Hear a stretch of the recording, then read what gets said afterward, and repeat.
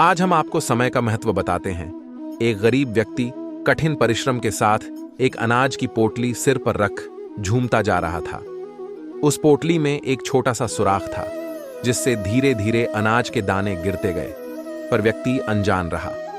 लगभग बोरी खाली हुई तो उसका ध्यान गया। देखा तो पीछे दूर तक उसके मेहनत से कमाए दाने फैले पड़े थे। कुछ नजर आ रहे थे, कुछ धूल में सन दिखाई भी नहीं दे रहे थे। उसने गहरे दुख व ललक भरी दृष्टि उन दानों पर डाली, पर पछतावा ही उसके हाथ बचा। अंदर से एक ही भाव उठा कि काश मैं इन दानों को फिर से पा सकता। वास्तव में यही स्थिति व्यक्ति की होती है। समय हाथ से निकल जाने पर व्यक्ति निश्चित ही पोटली से बिखरे उन दानों को फिर नहीं पा सकता, परंतु यदि समय है तो परिश्रम करके दोबारा अवश्य एकत्र कर सकता है। बीता हुआ समय और बीता हुआ जीवन कभी दोबारा वापस नहीं लाया जा सकता। फिर भी हम सब क्षण क्षण करके पोटली के दानों की तरह परमात्मा की ओर से मिले समय को बिखेरते रहते हैं। पीछे बस इच्छाएं शेष रह जाती हैं। नववर्ष हम सबसे एक ही पुकार कर रहा है कि मैं आ तो गया हूं, लेकिन बीते वर्ष की तरह हमें यूं ही न बिखरने देना। विगत वर्ष जो कुछ भी हुआ, यदि कोई उन दिनों घटी घटनाओं का प्रत्यक्ष दर्शन करना चाहे तो यह असंभव है। सदैव से यही होता आया है, इसलिए समय को काल भी कहते हैं। काल अनंत काल से अपने साथ न जाने कितने प्रभावों, स्वभावों, अभावों, दबावों से लेकर जीवन, परिवार, समाज से जुड्ढे उखाड़ पछाड़ को अपने में समाता रहा है, आगे भी समाता जाएगा। लेकिन समझदार लोग मिले अनुभवों के सहारे आने वाले समय के उपयोग का तरीका निकालकर सुखमय भविष्य की ओर फिर से BRH चलेंगे। यही जीवन का उसूल है। समय ही उखाड़ और विनाश का कारक भी बनता है, और असंभव को संभव बना देने वाला निर्माणकर्ता भी यही है। यह हमें पुनः नई ऊर्जा से भर देता है। एक बार एक विज्ञान की प्रयोगशाला में एक प्रयोग किया गया। एक बड़े शीशे के टैंक में बहुत सारी छोटी छोटी मछलियां छोड़ी गईं और फिर ढक्कन बंद कर दिया।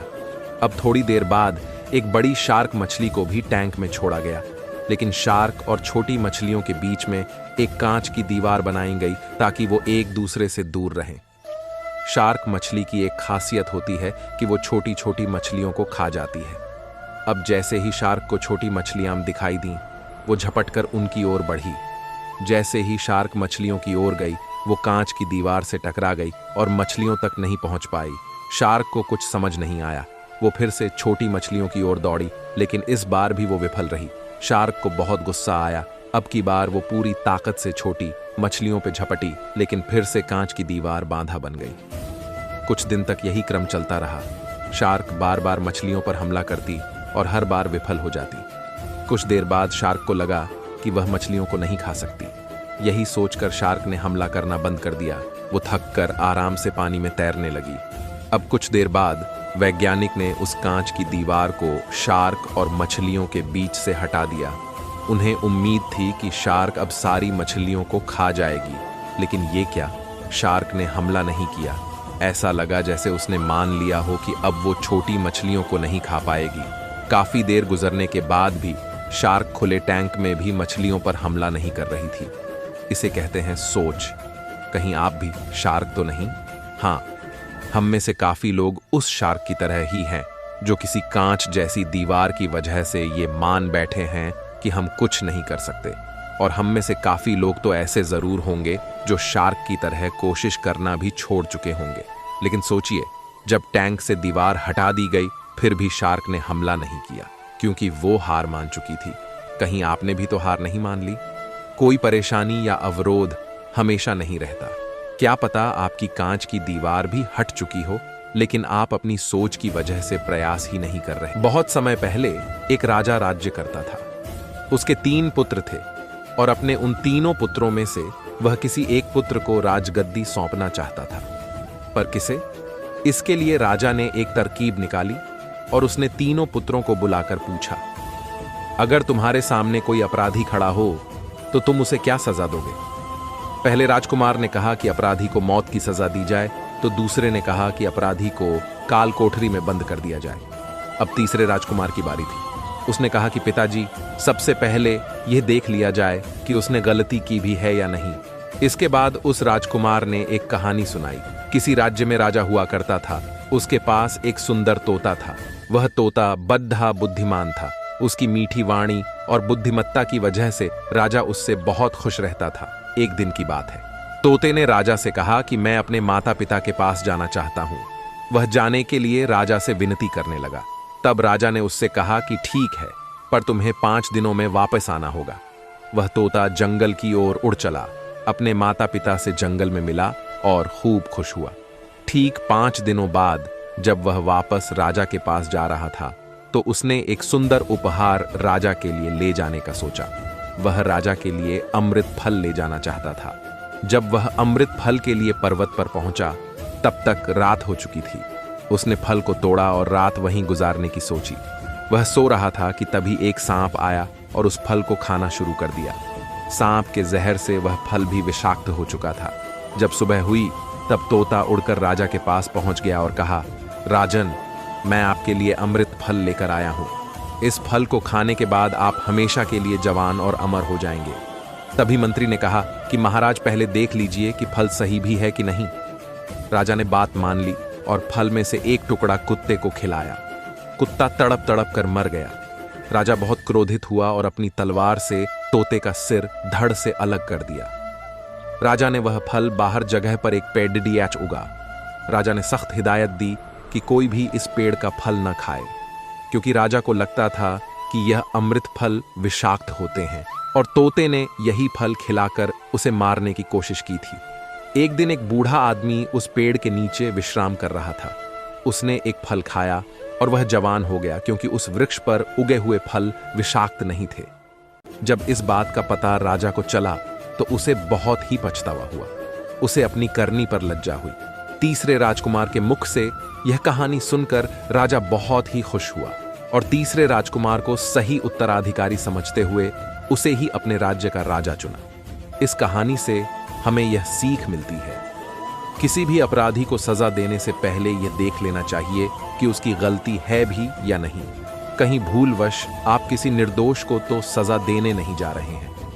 निरपराध को कतई सजा नहीं मिलनी चाहिए। एक आदमी नौकरी मांगने के लिए आया। उससे उसकी काबिलियत पूछी तो बोला, मैं आदमी हूं चाहे जानवर, शक्ल देखकर उसके बारे में बता सकता हूं। राजा ने उसे अपने खास घोड़ों के अस्तबल का प्रभारी बना दिया। कुछ ही दिन बाद राजा ने उससे अपने सबसे महंगे और मनपसंद घोड़े के बारे में पूछा तो उसने कहा, नस्ली नहीं है। राजा को हैरानी हुई। उसने जंगल से घोड़े वाले को बुलाकर पूछा तो उसने बताया, घोड़ा नस्ली तो है, पर उसके पैदा होते ही इसकी मां मर गई थी, इसलिए ये एक गाय का दूध पीकर पला बढ़ा है। राजा ने प्रभारी को बुलाया और पूछा, तुम्हें कैसे पता चला कि घोड़ा नस्ली नहीं है? उसने कहा, जब ये घास खाता है तो गायों की तरह सिर नीचे करके, जबकि नस्ली घोड़ा घास मुंह में लेकर सिर उठा लेता है। राजा उसकी काबिलियत से बहुत खुश हुआ। उसने उसके घर अनाज, घी, मुर्गे और ढेर सारी बकरियां बतौर इनाम भिजवा दी और अब उसे रानी के महल में तैनात कर दिया। कुछ दिन बाद राजा ने उससे रानी के बारे में राय मांगी। उसने कहा, तौर तरीके तो रानी जैसे हैं, लेकिन पैदाइशी नहीं है। राजा के पैरों तले जमीन खिसक गई। उसने अपनी सास को बुलाया। सास ने कहा, हकीकत यह है कि आपके पिताजी ने मेरे पति से हमारी बेटी की पैदाइश पर ही रिश्ता मांग लिया था, लेकिन हमारी बेटी 6 महीने में ही मर गई थी। लिहाजा हमने आपके रजवाड़े से करीबी रखने के लिए किसी और की बच्ची को अपनी बेटी बना लिया। राजा ने फिर अपने नौकर से पूछा, तुम्हें कैसे पता चला? उसने कहा, रानी साहिबा का नौकरों के साथ सुलूक गमवारों से भी बुरा है। एक खानदानी इंसान का दूसरों से व्यवहार करने का एक तरीका होता है जो रानी साहिबा में नहीं है। राजा फिर उसकी पारखी नजरों से खुश हुआ और फिर से बहुत सारा इनाम देने के साथ उसे अपने दरबार में तैनात कर लिया। कुछ वक्त बाद राजा ने उससे अपने बारे में पूछा। नौकर ने कहा, जान की सलामती हो तो कहूं। राजा ने वादा किया तो उसने कहा, न तो आप राजा के बेटे हो और न ही आपका चलन राजाओं वाला है। राजा को बहुत गुस्सा आया, लेकिन जान की सलामती का वचन दे चुका था। राजा सीधा मां के महल पहुंचा। मां ने कहा, यह सच है, तुम एक चरवाहे के बेटे हो। हमारी औलाद नहीं थी तो तुम्हें गोद लेकर पाला। राजा ने नौकर से पूछा, बताओ तुम्हें कैसे पता चला? उसने कहा, जब राजा किसी को इनाम देते हैं तो हीरे, मोती और जवाहरात की शक्ल में देते हैं। लेकिन आप भेड़, बकरियां, खाने पीने की चीजें देते हैं।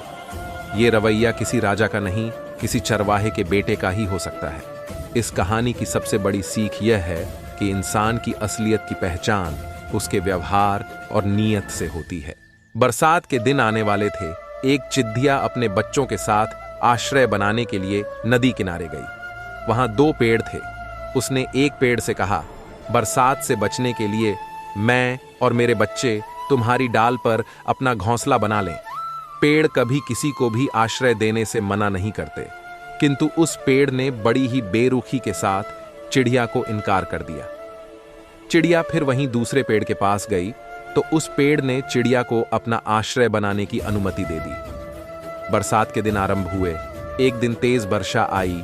उस वर्षा को पहला पेड़ झेल नहीं पाया और उखड़कर नदी में बह गया। पेड़ को बहता देखकर चिड़िया बोली, ऐ पेड़, एक दिन मैं तुमसे आश्रय मांगने आई थी, परंतु तुमने बड़ी ही बेरुखी से मना कर दिया था। तुम्हारी उसी बेरुखी की सजा आज भगवान ने तुम्हें दी है, जो तुम नदी में बहे जा रहे हो। पेड़ ने बड्ढे ही शांत भाव से उत्तर दिया, मैं जानता था मेरी जड़ें कमजोर हैं और इस बारिश में टिक नहीं पाऊंगा। मैं तुम्हारी और बच्चे की जान खतरे में नहीं डालना चाहता था, इसलिए तुम्हें सख्ती से मना करना पड़ा। मना करने के लिए मुझे क्षमा कर दो। और ये कहते कहते पेड़ बह गया। किसी के इनकार को हमेशा उनकी कठोरता न समझें। क्या पता उसके उसी इनकार से आपका भला हो। कौन किस परिस्थिति में है, शायद हम नहीं समझ पाए। इस कहानी से हमें यह शिक्षा मिलती है, किसी के चरित्र और शैली को उनके वर्तमान व्यवहार से न तौलें। एक बार एक सांप एक झील के सभी मेंढकों को खाने की योजना के साथ झील में आया। सांप ने मेंढकों से कहा, मैं यहां एक ब्राह्मण के श्राप के कारण आपकी सेवा करने के लिए हूं। मेंढकों का राजा खुश हो गया और उसने सभी मेंढकों को सांप के बारे में बताया। अपने राजा का पीछा करते हुए सभी मेंढक सवारी करने के लिए सांप की पीठ पर चढ़ गए। अगले दिन सांप ने कहा, मेरे पास खाने के लिए कुछ नहीं है। मैं इतना कमजोर हूं कि तेजी से रेंग नहीं सकता। मेंढकों के राजा ने सांप से कहा, आप अपनी पूंछ के अंत में बैठे छोटे मेंढक को खा सकते हैं। और सांप ने एक मेंढक को खा लिया। अगले कुछ दिनों में सांप ने सभी मेंढकों को खा लिया। अब केवल मेंढकों का राजा बचा था। अगले दिन सांप ने फिर कहा, मेरे पास खाने के लिए कुछ नहीं है। मैं इतना कमजोर हूं कि तेजी से रेंग नहीं सकता। मेंढकों के राजा ने फिर कहा, आप अपनी पूंछ के अंत में बैठे छोटे मेंढक को खा सकते हैं। और इस बार सांप ने उसे ही निगल लिया। इस कहानी से हमें शिक्षा मिलती है, किसी भी कार्य को करने से पहले सोचो। एक चुप सौ सुख की कहावत, एक मछली मार कांटा डाले तालाब के किनारे बैठा था। काफी समय बाद भी कोई मछली कांटे में नहीं फंसी, न ही कोई हलचल हुई, तो वह सोचने लगा, कहीं ऐसा तो नहीं कि मैंने कांटा गलत जगह डाला है, यहां कोई मछली ही ना हो। उसने तालाब में झांका तो देखा कि उसके कांटे के आसपास तो बहुत सी मछलियां थीं। उसे बहुत आश्चर्य हुआ कि इतनी मछलियां होने के बाद भी कोई मछली फंसी क्यों नहीं। एक राहगीर ने जब यह नजारा देखा तो उससे कहा, लगता है भैया, यहां पर मछली मारने बहुत दिनों बाद आए हो। अब इस तालाब की मछलियां कांटे में नहीं फंसती। मछली मार ने हैरत से पूछा, क्यों, ऐसा क्या है यहां? राहगीर बोला, पिछले दिनों तालाब के किनारे एक बहुत बड़े संत ठहरे थे। उन्होंने यहां मौन की महत्ता पर प्रवचन दिया था। उनकी वाणी में इतना तेज था कि जब वे प्रवचन देते तो सारी मछलियां भी बड़े ध्यान से सुनती। यह उनके प्रवचनों का ही असर है कि उसके बाद जब भी कोई इन्हें फंसाने के लिए कांटा डालकर बैठता है तो ये मौन धारण कर लेती है। जब मछली मुंह खोलेगी ही नहीं तो कांटे में फंसेगी कैसे? इसलिए बेहतर यही होगा कि आप कहीं और जाकर कांटा डालो। परमात्मा ने हर इंसान को 2 आंख, 2 कान, 2 नासिका, हर इंद्रिय 2-2 प्रदान किया है, पर जिह्वा एक ही दी। क्या कारण रहा होगा? क्योंकि यह एक ही अनेकों भयंकर परिस्थितियां पैदा करने के लिए पर्याप्त है। संत ने कितनी सही बात कही कि जब मुंह खोलोगे ही नहीं तो फंसोगे कैसे? अगर इंद्रिय पर संयम करना चाहते हैं तो इस जिह्वा पर नियंत्रण कर लेवें, बाकी सब इंद्रियां स्वयं नियंत्रित रहेंगी। यह बात हमें भी अपने जीवन में उतार लेनी चाहिए। कई बार व्यक्ति के अनुचित या व्यर्थ बोल से बनते काम भी बिगड़ जाते हैं। जीवन भर के लिए रिश्तों में कड़वाहट पैदा हो जाती है, उसका समाज में यश गिर जाता है। वर्तमान में देखें तो बहुत सी समस्याएं का कारण ज्यादा बोलना या अनुचित बोलना ही है। परमात्मा कहते हैं कि कम बोलो, धीरे बोले, मीठा बोलो। हमारी मीठी वाणी से बिगड़ते काम बन जाते हैं, लोगों की दुआओं के पात्र बन जाते हैं। वाणी से हमारे व्यक्तित्व की पहचान होती है। जिस व्यक्ति का व्यक्तित्व जितना गंभीर, गहराईपूर्ण गुणों से भरपूर होता है, उसकी वाणी में उतनी ही विनम्रता होती है। विनम्रतापूर्वक व्यवहार हमारे चरित्र को ऊंच बनाता है, समाज में सम्मान दिलाता है। कई बार न बोलना भी उचित रहता है। हर मनुष्य का जीवन ही दुख है। एक बार अपने गुरु से किसी भिक्षु ने पूछा, भगवान ईश्वर है या नहीं है? गुरु ने इसका सीधा उत्तर न देकर प्रश्नकर्ता भिक्षु से कहा, मनुष्य की समस्या ईश्वर के होने या न होने की नहीं है। मनुष्य की मुख्य समस्या है उसके जीवन में आने वाले दुखों की। गुरु ने अपने कथन को स्पष्ट करते हुए तब कहा कि तुम स्वयं देखो, जन्म दुख है, जीवन दुखों का समूह है। जिसे वृद्धावस्था कहते हैं वह दुख है और मरण दुख है। इस रूप में मनुष्य का जन्म, वृद्धावस्था और मरण सभी दुख स्वरूप ही हैं। उन्होंने कहा कि मनुष्य मिलत, यह उसके जीवन का दुख है। जिसे वह कभी नहीं चाहता वह उसे अवश्य मिलता है, यह इसका दुख है। अपने परम प्रिय का वियोग इसके जीवन का दुख है, और जो अप्रिय है उसका संयोग इसके जीवन का परम दुख है। उस प्रश्नकर्ता भिक्षु को संबोधित करते हुए भगवान ने कहा कि भिक्षु, अधिक विस्तार में न जाकर तुम संक्षेप में इतना ही जानो कि रूप, वेदना, संज्ञा, संस्कार और विज्ञान ये सभी के सभी दुख स्वरूप ही हैं। रूप यानी जो संसार में दिख रहा है, यह रूप है और दुखात्मक है।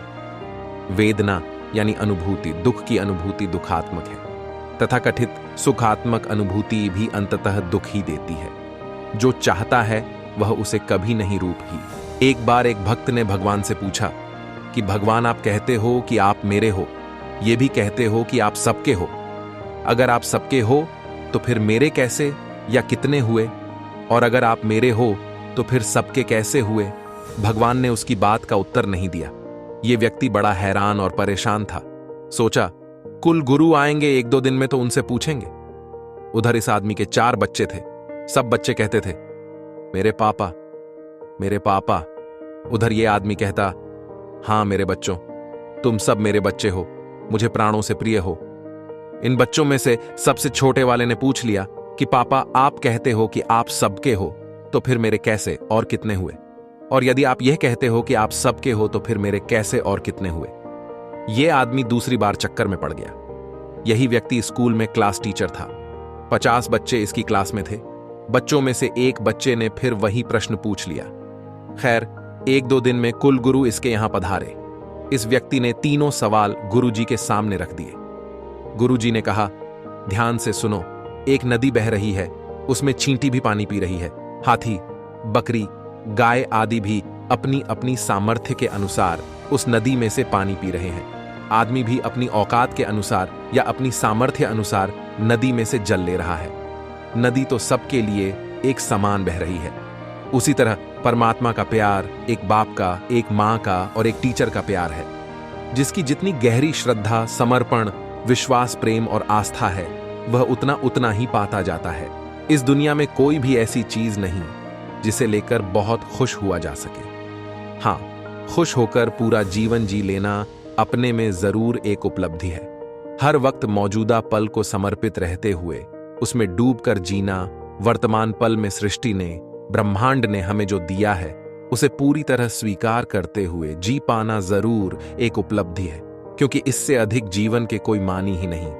अपनी हर सांस को महसूस करते हुए पूरे बोध से जीवन जीने से बढ़कर कुछ नहीं।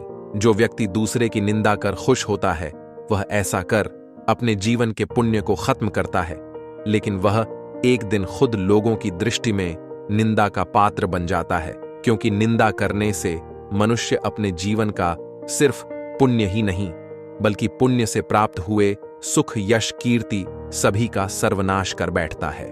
हम जो भी काम करते हैं उसके जिम्मेदार स्वयं होते हैं। आज हम जो भी हैं, जैसे भी हैं, जिस भी स्थिति में हैं, उसके लिए हम स्वयं उत्तरदायी हैं। हम अपनी असफलता या कमतरी का ठीकरा हमेशा ही दूसरे के माथे पर फोड़ते हैं। हां, अगर सफल हो जाएं या कुछ प्राप्त कर लें जीवन में, तो उसका सारा श्रेय को देते हैं। लोग अक्सर कह रहे होते हैं, क्या करें साहब, पत्नी ठीक नहीं मिली नहीं तो खुद आज कहां होता। अरे साहब, माँ बाप ठीक नहीं मिले, हमारे जाने हम क्या कर जाते। आप कितना क्या करें, बच्चे ठीक नहीं, पड़ोसी बेकार हैं, जहां मैं रहता हूं वो इलाका ठीक नहीं, अच्छा नहीं है, जी क्या करें।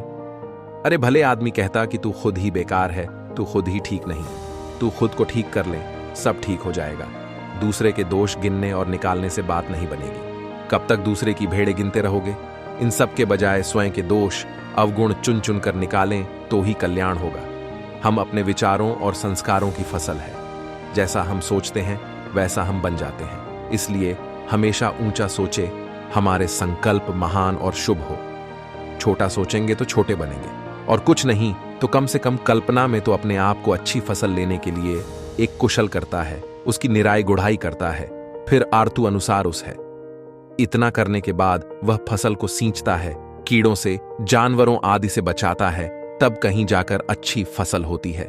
उसी प्रकार हम भी अपने चित्त की भूमि में उत्तम विचारों के बीज बोए, अवगुणों की खरपतवार उसमें से निकालते रहे, सज्जान की बारिश से सींचते रहे तो हम अच्छी फसल ले पाएंगे ही सकते हैं। किसान पहले मिट्टी तैयार कर उत्तम किस्म का बीज डालता। जिन लोगों ने रिश्तों को चुना वे सांसारिक कहे गए, और जिन्होंने अकेलेपन को चुना वे अलौकिक संत कहलाए। पर दोनों पीड़ित हैं, क्योंकि दोनों अधूरे हैं, और अधूरा होना हमेशा तकलीफ भरा होता है। पूरा होने के लिए स्वस्थ और खुश रहना पड़ता है।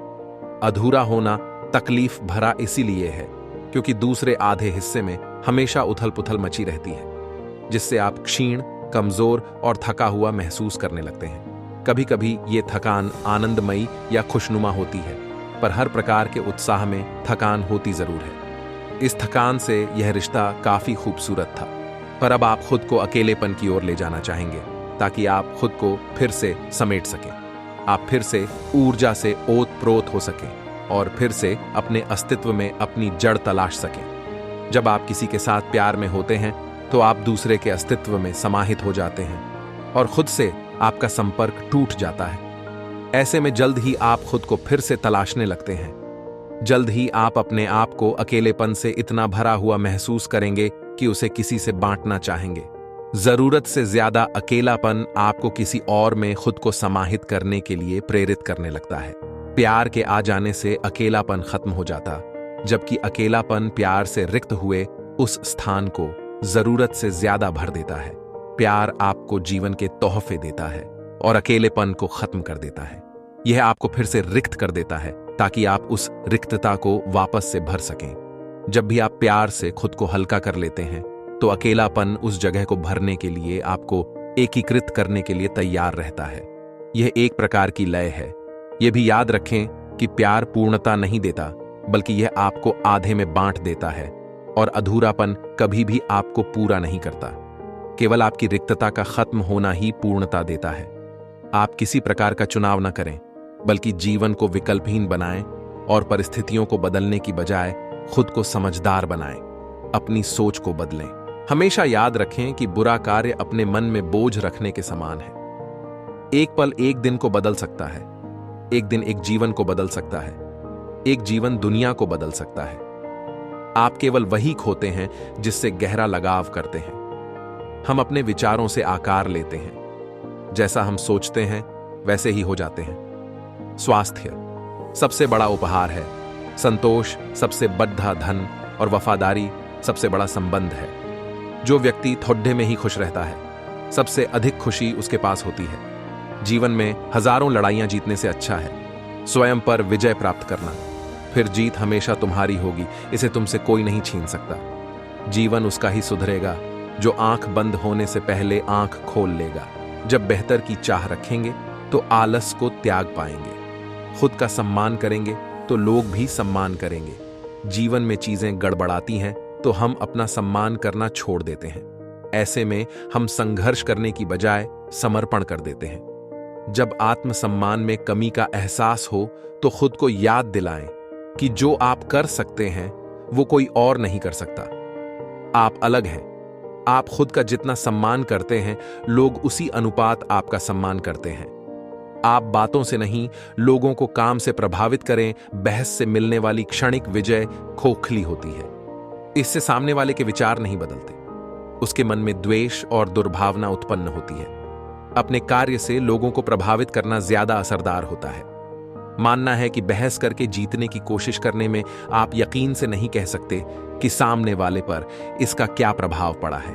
टाइम मैनेजमेंट, अपना समय बचाने का हर संभव उपाय करें। काम, परिवार और व्यक्तिगत जीवन के बीच लोग अक्सर अभिभूत रहते हैं। लक्ष्य स्पष्ट हैं तो आप परिवर्तन से डरेंगे नहीं।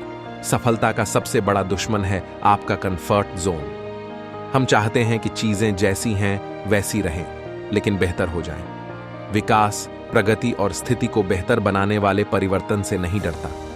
जब लक्ष्य स्पष्ट हों और उनके साथ कर्म की विस्तृत योजना भी हो, तो आने वाला परिवर्तन आपका जीवन बेहतर ही बनाएगा।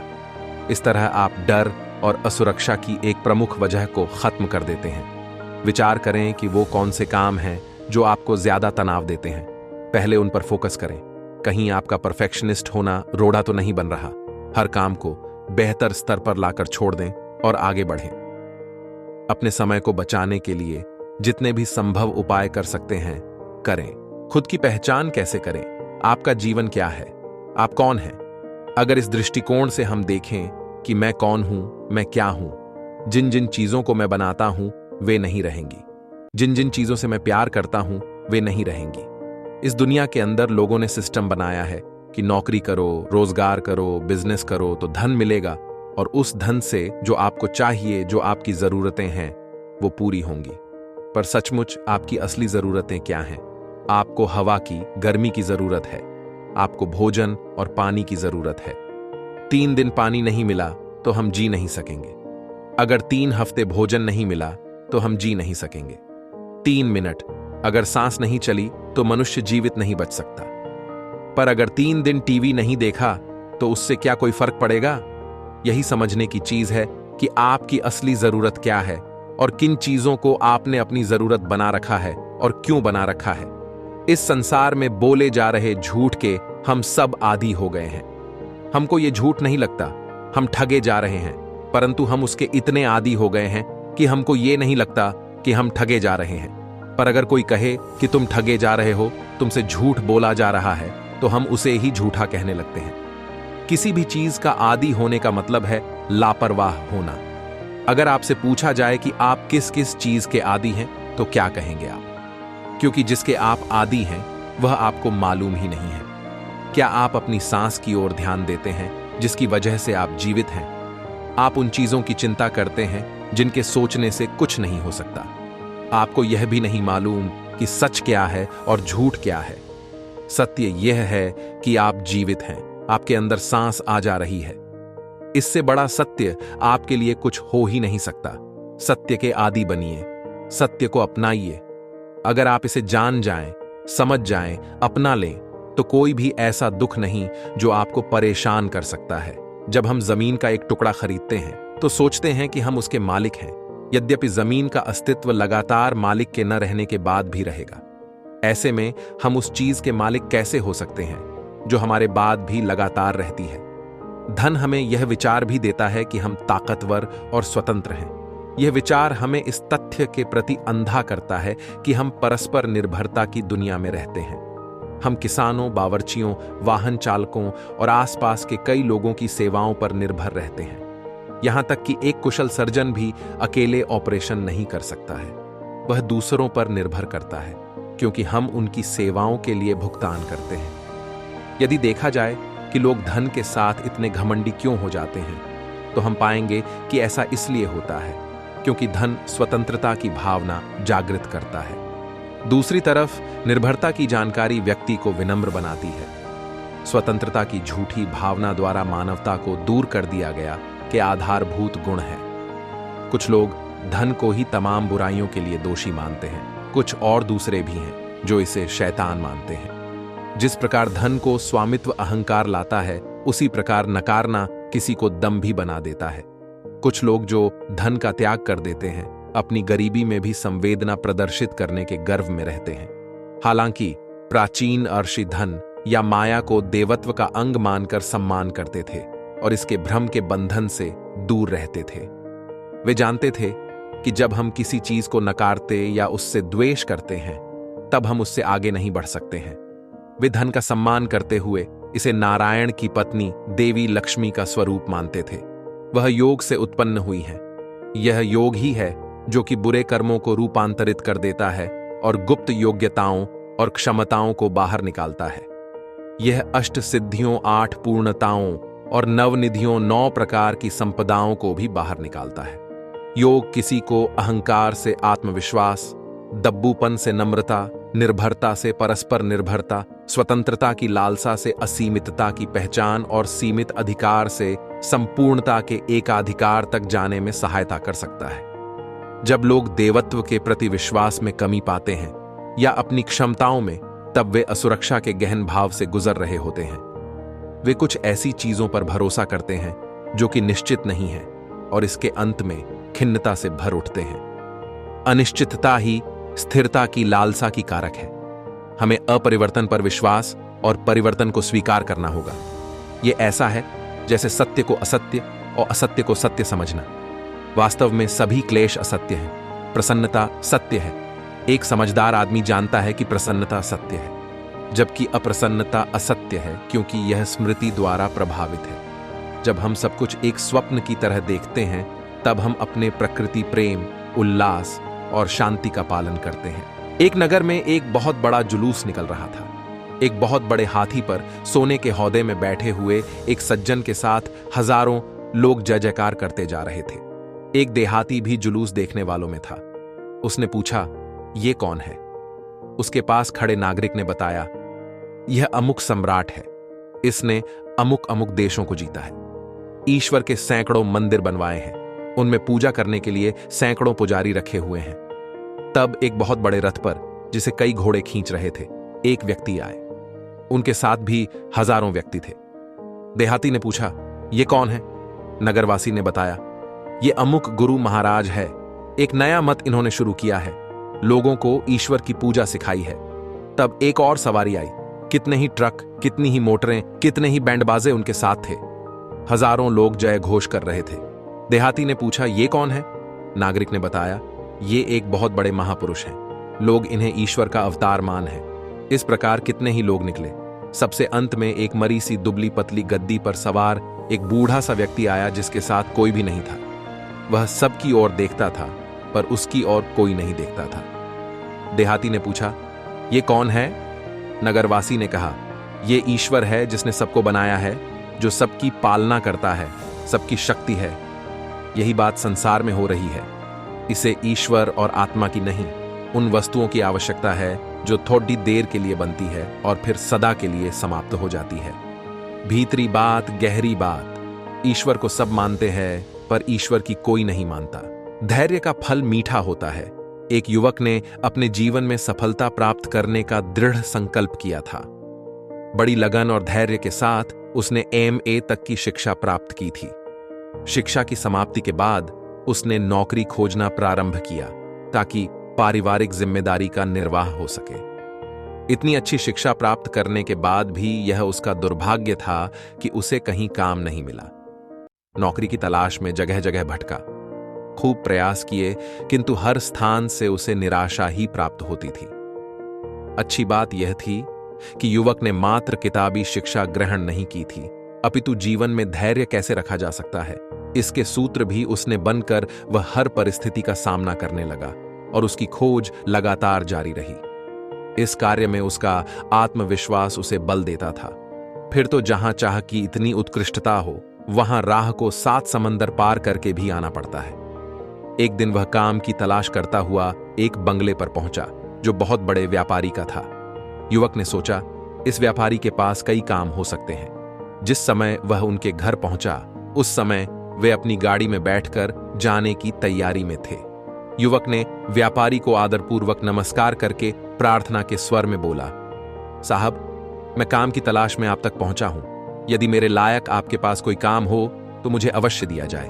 मैं MA पास हूं। सेठ ने एक गहरी दृष्टि युवक पर डाली और उसकी उत्कंठा व मजबूरी का एहसास करते हुए बोले, एक काम करो, ये जो सामने पत्थरों का ढेर पड़ा है, इन्हें उठाकर इसी बगीचे के दूसरे कोने में रख दो। जब तुम्हारा कार्य पूर्ण हो जाए, तब मुझसे ऑफिस में आकर मिलना। एक पल की देरी किए बिना वह युवक श्रमपूर्वक कार्य में जुट गया। एक एक करके उसने वे सारे पत्थर उठाने प्रारंभ कर दिए। बड़ी लगन और कड़ी मेहनत के साथ उसने व्यापारी थान पर वे सारे पत्थर रख दिए। लगभग 5 घंटे में उसका यह कार्य पूर्ण हो गया। तब वह कार्यालय पहुंचा और कार्य पूरा हो जाने की सूचना दी। व्यापारी ने युवक को बुलाकर पूछा, यह काम हो गया, क्या तुम और भी काम करना चाहते हो? उसने विनम्र स्वर में कहा, जी, मैं काम करना चाहता हूं। व्यापारी ने उसके साहस और धैर्य की परीक्षा लेने के लिए कहा, अब तुम उन पत्थरों को उसी स्थान पर रख दो जहां से उठाए थे। व्यापारी का आदेश पाकर युवक पुनः व्यापारी के बंगले पर आया और पूरे उत्साह के साथ काम करने लग गया। उसका लक्ष्य मात्र एक निष्ठता से काम करना था। काम क्या है, कैसा है, इस ओर उसका तनिक भी ध्यान नहीं था। वह पूर्ण लगन के साथ कार्य में जुट गया। शाम तक वह काम पूरा हुआ और वह ऑफिस पहुंचा। व्यापारी ने मुस्कुराते हुए कहा, यदि और काम करना चाहते हो तो कल आ जाना। इतना कहकर व्यापारी ने उसे 50 रुपए दिए। दूसरे दिन भी ठीक वही कहानी दोहराई गई। आज भी युवक को उन्होंने वही काम बताया और उसने उसी धीरज से काम पूरा किया। चाहे काम का कोई सिर पैर उसे समझ में ना, अगर इंसान के अंदर दया जाग जाए तो इस संसार में कहीं भी पीड़ित इंसान नहीं होगा। व्यक्ति सोचेगा कि मेरे घर से कुछ न कुछ उस भाई के लिए हिस्सा जाना चाहिए जहां कोई तड़प रहा है या अभावग्रस्त है। अपने परमात्मा को मनाने का इससे बढ़िया तरीका नहीं हो सकता। आपके घर में जब कभी विवाह शादी का मौका हो, अपने बेटे या बेटी की शादी में आप लाखों रुपए खर्च करते हो, उस समय किसी गरीब का ख्याल कर लेना। किसी विधवा महिला की परेशानी को याद कर लेना कि कोई विधवा महिला बैठ होगी। आप जवान बेटी की शादी के लिए बेचैन विधवा बेसहारा महिला की मदद के लिए कुछ अलग से निकाल कर रख लेना। आपकी ऐसी सहायता से निश्चय ही आपके ऊपर परमात्मा की भारी कृपा रहेगी। आपके बेटे बेटी आबाद रहेंगे, उन्हें कोई कमी आने वाली नहीं है। लेकिन आपने जो सहायता की है उसका ढिंढोरा नहीं पिटवाना, शोर नहीं मचाना कि मैंने सहायता कर दी। अपना मकान बनाने लगे तो उसमें लाखों रुपए खर्च होते हैं। तब ये सोच लेना कि महंगाई बढ़ गई है, थोड़े ज्यादा पैसे खर्च हो गए हैं, तो कुछ पैसे अलग से निकाल कर रख देना और देखना ऐसा इंसान जिसका मकान न बन रहा हो या फिर नीची स्थिति में पड़ा हो तो उसे संभालने के लिए आप अपनी तरफ से मदद कर देना या किसी का मकान बनवा देना। तो निश्चित बात है आप जिस मकान में रहेंगे उसमें परमात्मा की कृपा की शीतल छाया हमेशा बनी रहेगी। अपने बच्चों को जिस समय सर्दी के बनवा कर देते हो तो उस समय किसी गरीब के बच्चे का ख्याल कर लेना। एक स्वेटर आप किसी गरीब के लिए खरीद कर ले आना और यह सोचकर कि गरीब है उसे पहना देना। ये सेवा आत्मा को तुरंत स्वीकार होगी। अपने बच्चे के लिए आप कॉपी किताब और अन्य सामान खरीदते हो तो किसी गरीब बच्चे को पढ़ाने की जिम्मेदारी ले लेना अपने ऊपर। अगर ये सब आप करते हैं तो समझना परमात्मा ने आपको अपना लिया है। परमात्मा को सेवा का पुष्प सबसे ज्यादा पसंद है। आलसी ब्राह्मण गांव में एक ब्राह्मण पूरे परिवार के साथ रहता था। उसके पास मौजूद जमीन की फसल बेहद नीचे स्तर की थी। ब्राह्मण की कमजोरी यह थी कि उसके शरीर को आराम फरमाने की आदत हो गई थी। वे स्वयं के बल पर कोई कार्य संपन्न नहीं करना चाहते थे।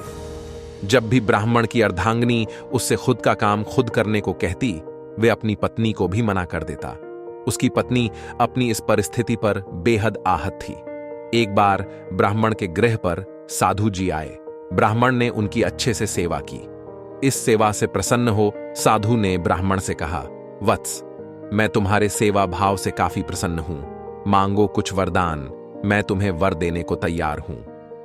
ब्राह्मण ने साधु से कहा, हे प्रभु, आप मुझे वरदान देना ही चाहते हैं तो कृपया कुछ ऐसा दें जिसके होने के कारण मुझे कोई कार्य करने की जरूरत न हो।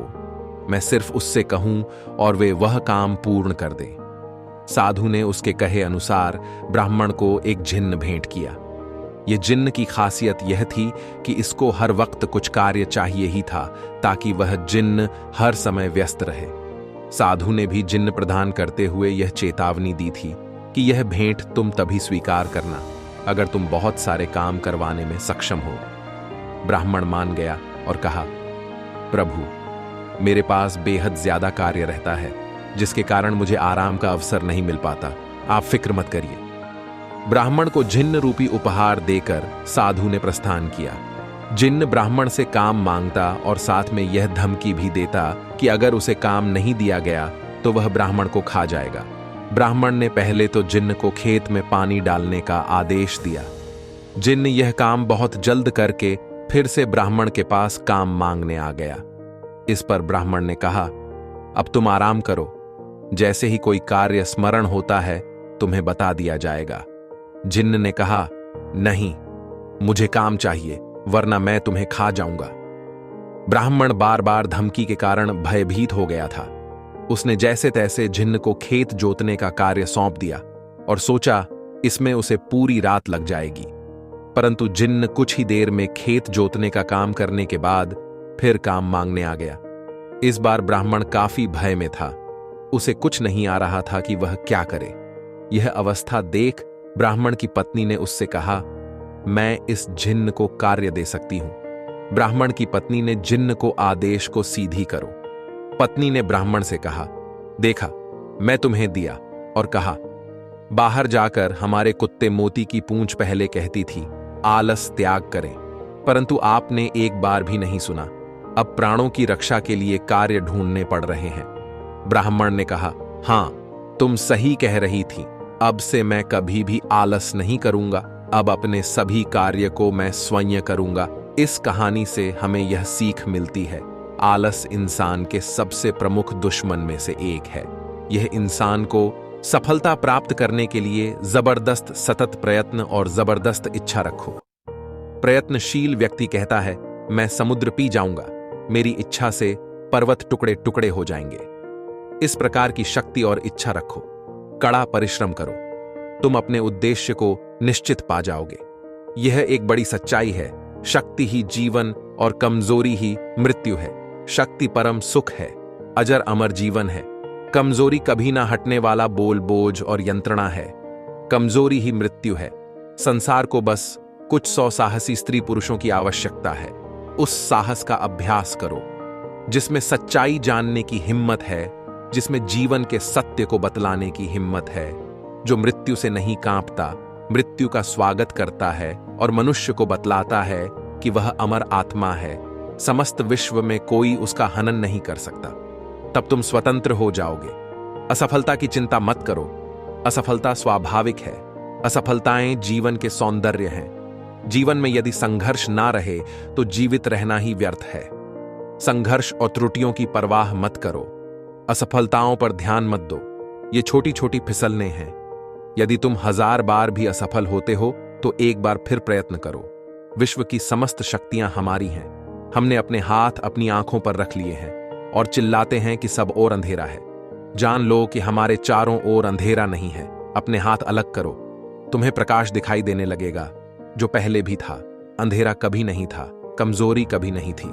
हम सब मूर्ख हैं जो चिल्लाते हैं कि हम कमजोर हैं, अपवित्र हैं। कमजोरी का इलाज कमजोरी का विचार करना नहीं, पर शक्ति का विचार करना है।